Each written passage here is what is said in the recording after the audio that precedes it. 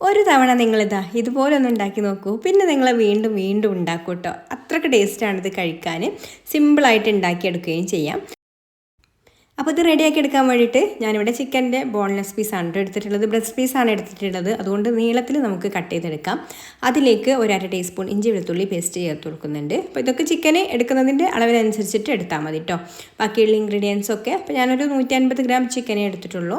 പിന്നെ അതിലേക്ക് പാകത്തിനുള്ള ഉപ്പും പിന്നെ ഒരു 2 ടീസ്പൂണ് സോയാ സോസും അതുപോലെ ഒരു 1/2 ടീസ്പൂണ് കാശ്മീരി മുളക് പൊടിയും പിന്നെ ഒരു 1.5 ടീസ്പൂൺ ചിക്കൻ ഫ്രൈ മസാലയാണ് ചേർത്ത് കൊടുക്കുന്നത്.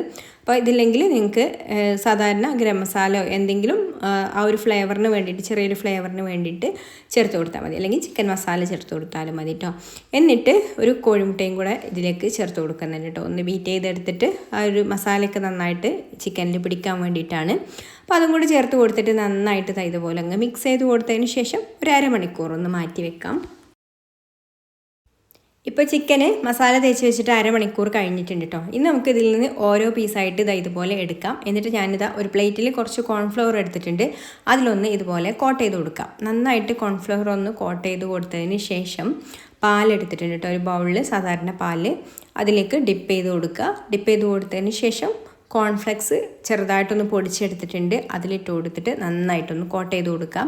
അപ്പോൾ ഇത് ഓരോ പീസായിട്ട് എടുത്തിട്ട് ഈ ഒരു പ്രോസസ്സൊക്കെ ചെയ്തതിന് ശേഷം പിന്നെ ഒന്നിച്ച് ആണ് കേട്ടോ നമ്മൾ ഫ്രൈ ചെയ്തെടുക്കുന്നത്. അപ്പോൾ ഇതുപോലെ എല്ലാം ഒന്ന് റെഡിയാക്കി എടുത്തതിന് ശേഷം പിന്നെ നല്ല ചൂടായിട്ടുള്ള ഓയിലിലേക്ക് ഇതുപോലെ വെച്ച് കൊടുത്തിട്ട് ഫ്രൈ ചെയ്തെടുക്കാം.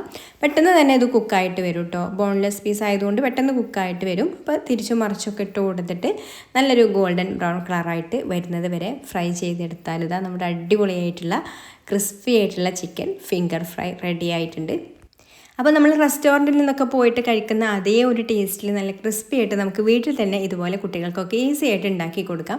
ഒന്ന് ട്രൈ ചെയ്ത് നോക്കിക്കോളൂ. ഇഷ്ടമായിട്ടുണ്ടെങ്കിൽ ലൈക്ക് ചെയ്യാനും ഷെയർ ചെയ്യാനും ചാനലൊന്ന് സബ്സ്ക്രൈബ് ചെയ്യാനും ഫേസ്ബുക്കിലാണ് കാണുന്നതെന്നുണ്ടെങ്കിൽ പേജ് ഒന്ന് ഫോളോ ചെയ്ത് സപ്പോർട്ട് ചെയ്യാനും കൂടി മറക്കല്ലേ. അപ്പോൾ മറ്റൊരു നല്ല റെസിപ്പിയുമായിട്ട് അടുത്ത വീഡിയോയിൽ കാണാം. Thanks for watching.